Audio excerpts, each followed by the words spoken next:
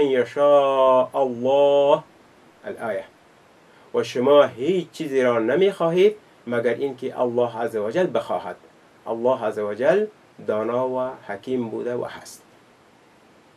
و همچنان قرآن کریم میفرماید ولو شاء الله ما اقتتلوا ولكن الله یفعل ما یرید. یعنی اگر الله عزوجل میخواست با هم پیکار و قتال نمی کردند، ولی الله عزوجل آنچه را میخواهد از روی حکمت انجام میدهد و هیچ کسی را به قبول چیزی مجبور نمی کند. در این حال قرآن کریم اختیار بنده را در انجام اعمال خیر و شر تأکید و تأیید می نماید و می فرماید إن هدیناه السبیل اما شاکرا و اما کفورا. ما راه را به او نشان دادیم، یعنی به انسان ها، خواه شاکر باشد و پذیرا گردد یا ناسپاس باشد. همچنان قرآن کریم می فرماید و هدیناه النجدین، و او را یعنی انسان را برای خیر و شر هدایت کردیم. اهل سنت به صورت خلاصه میگویند که الله عزوجل افعال خیر و شر عباد را آفرید و خلق کرد، سپس آنها را اختیار داد تا خیر را انجام میدهند و یا شر را انجام میدهند و هیچ گونه اجبار و اکراهی بالایشان نمی باشد. اما الله عزوجل با علم ازلی و ابدی خود که محیط بر همه کائنات و کانه و یکونو می باشد، علم کامل دارد که بندگانش چه عملی را انجام می دهند و بر اساس علم لایتناهی خود بالای قلم امر کرد تا بنویسد. در این مورد حدیثی را تذکر می دهیم. عن عبادة بن صامت رضی الله عنه قال سمعت رسول الله صلى الله عليه وسلم يقول إن أول ما خلق الله القلم فقال له اكتب. قال ربي وماذا أكتب؟ قال اكتب مقادير كل شيء حتى تقوم الساعة. رواه الترمذي و ابو داود. یعنی نخستین مخلوقی را که الله عزوجل خلق کرد قلم بود و برای او گفت بنویس. قلم گفت چه بنویسم؟ گفت قدر و اندازه همه اشیا را تا برپایی و قیام روز حشر و قیامت بنویس. الله عزوجل بر اساس علم ازلی خود قدر انسانها را تا قیام قیامت در لوح محفوظ درج نمود. لذا وقتی میگوییم در قضا و قدر چنین است، یعنی بر اساس علم لایتناهی الله عزوجل که در تقدیر ما نوشته شده است تغییر پذیر نمی باشد. روی این است هیچ عمل و گفتار و حرکات و سکنات و خیر و شر انسانها از اراده کونی الله عزوجل خارج نمی باشد، چنانچه هیچ عمل خیر و شر انسان عاقل بدون اراده خود شخص صادر نمی گردد. اما در عمل خیر انسانها اراده و رضای الله عزوجل شامل می باشد، اما در عمل شر انسانها تنها اراده کونی الله عزوجل داخل است، اما رضای الله عزوجل در آن نمی باشد، زیرا الله عزوجل دارای دو نوع اراده می باشد: اراده کونی و اراده شرعی.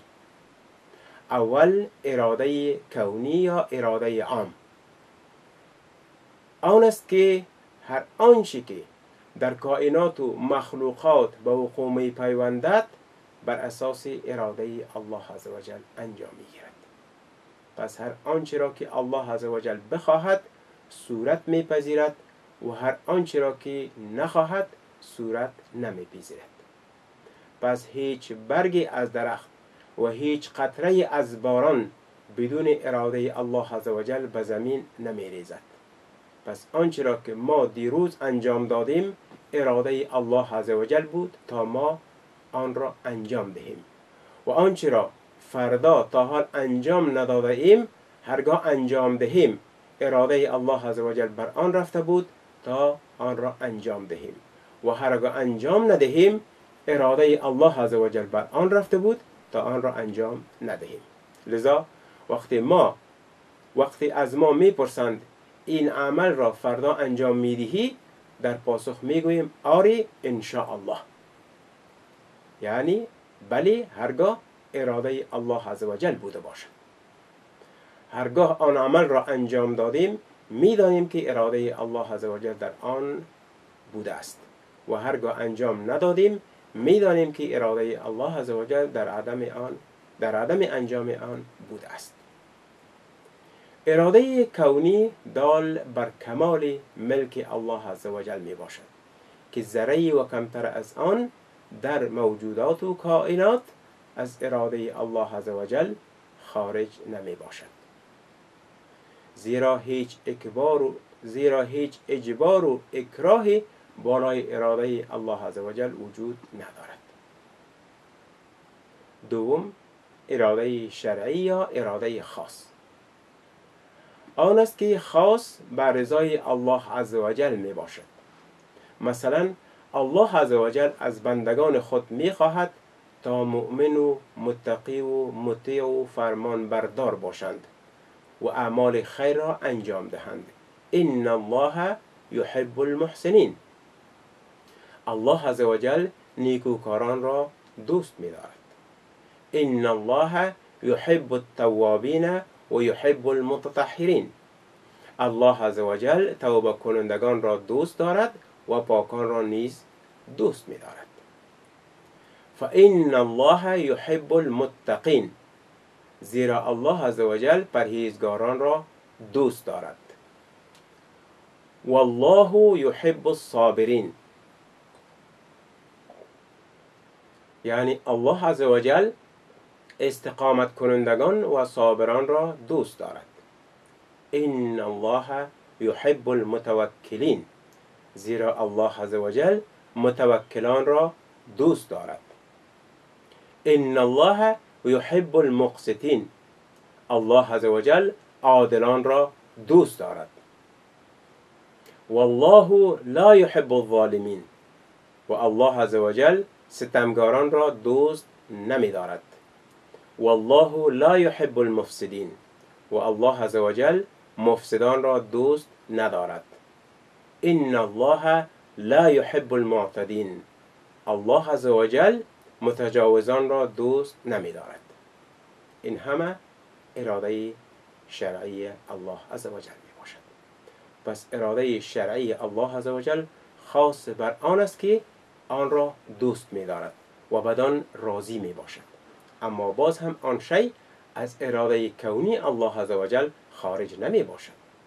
اما اراده کونی الله عزوجل در هر ذره از کائنات موجود است.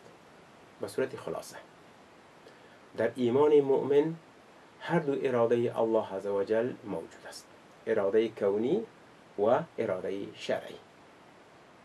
اما در کفر کافر یک نوع اراده الله عزوجل موجود است و آن عبارت از اراده کونی می باشد. زیرا الله عزوجل هرگز به کفر کافر و زنای زانی و سرقت سارق و دروغگو راضی نمی باشد و کفر و زنا و دزدی و دروغ را هرگز دوست ندارد.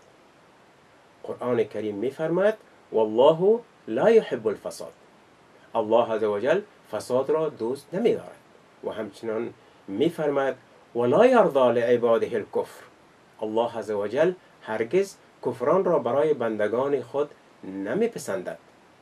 و قرآن کریم پس از این که از شرک و ظلم و ستم و فحشا و تکبر معنی می کند می گوید کل ذلك کان سیئه عند ربک مکروها. کل ذلك کان سیئه عند ربک مکروها. همه اینها گناهش نزد پروردگار تو ناپسند است. هر عمل ناپسند به نزد الله عزوجل ناپسند است و هرگز الله عزوجل بدان رضایت و خوشنودی ندارد. پس فرقی که میان دو نوع اراده موجود می باشد دو چیز است. اول اراده کونی عام است و اراده شرعی خاص می باشد. دوم، اراده کونی به صورت قطعی نافذ و جاری شدنی است، زیرا هیچ قدرتی مانع جاری شدن اراده کونی الله عزوجل نمی باشد. اما اراده شرعی الله عزوجل گاه نافذ می گردد و گاه نافذ نمی گردد. مثلا ایمان آوردن غیر مسلمان اراده شرعی الله عزوجل است، اینکه الله عزوجل دوست دارد تا همه مردم مسلمان و مؤمن و یکتاپرست بوده باشند، اما این اراده الله عزوجل در حق غیر مسلمان نافذ و جاری نگردیده است. الله عزوجل دوست دارد تا سارق و دزد از دزدی امتناع ورزد، اما اراده شرعی الله عزوجل در حق دزد نافذ نگردیده است، مورد اجرا قرار نگرفته است. دزد هنوز به دزدی خود ادامه میدهد، با وجودی که دزدی به نزد الله عزوجل غیر مرغوب و بدان رضایت ندارد، اما اراده الله عزوجل رفته بوده تا دوست دارد، اراده الله عزوجل دوست دارد تا دزدی نکند، اما این که دزدی کرده در اینجا اراده شرعی الله عزوجل مورد اجرا قرار نگرفته است.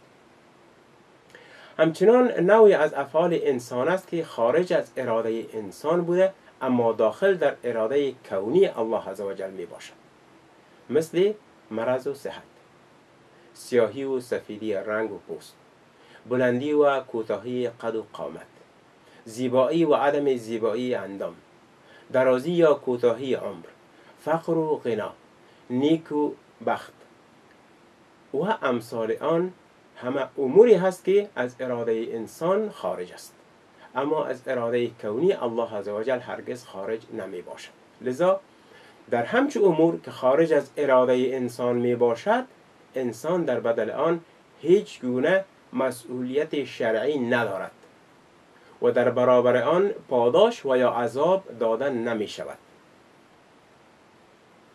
گرچه در بسا از این امور با وجود این که اراده انسان در آن داخل نمی باشد، اما باز هم از آنجا که الله عزوجل رحیم و مهربان و عطوف بر بندگان خویش می باشد، آنها را از رحمت و عطف خود برخوردار می گرداند. مثلا گرچه فقر و مرض و محرومیت از نعمتهای الهی است و خارج از اراده انسان می باشد، اما باز هم الله عزوجل شخص مریض و بیمار را در برابر مرض و ابتلا و بلاها و فقر اجر و پاداش عطا می فرماید. قرآن کریم می فرماید وَلَنَبْلُوَنَّكُمْ بِشَيْءٍ مِّنَ الْخَوْفِ وَالْجُوعِ وَنَقْصٍ مِّنَ الْأَمْوَالِ وَالْأَنفُسِ وَالثَّمَرَاتِ وَبَشِّرِ الصَّابِرِينَ الذين إذا أصابتهم مصيبة قالوا إنا لله وإنا إليه راجعون أولئك عليهم صلوات من ربهم ورحمة وأولئك هم المهتدون. یعنی قطعا همه شما را با چیزی از ترس، گرسنگی، کاهش در مالها و جانها و میوه‌ها آزمایش میکنیم و بشارت ده به استقامت کنندگان و صابران، آنها که هرگاه مصیبتی به ایشان میرسد میگویند ما از آن الله عزوجل هستیم و به سوی او باز میگردیم. اینها همانا هستند که الطاف و رحمت الله عزوجل شامل حالشان شده و آنها هستند هدایت یافتگان. و رسول الله صلی الله علیه و سلم می فرماید ما من مسلم یصیبه اذى شوکة فما فوقها الا کفر الله بها سیئاته كما تحط الشجرة ورقها. رواه البخاری. یعنی هرگاه مسلمانی مورد اذیت و آسیبی از خلا گردیدن خار تا بالاتر از آن قرار گیرد، الله عزوجل در برابر آن گناهان وی را عفو می نماید، چنانچه که برگ از درخت می ریزد. و همچنان رسول الله صلی الله علیه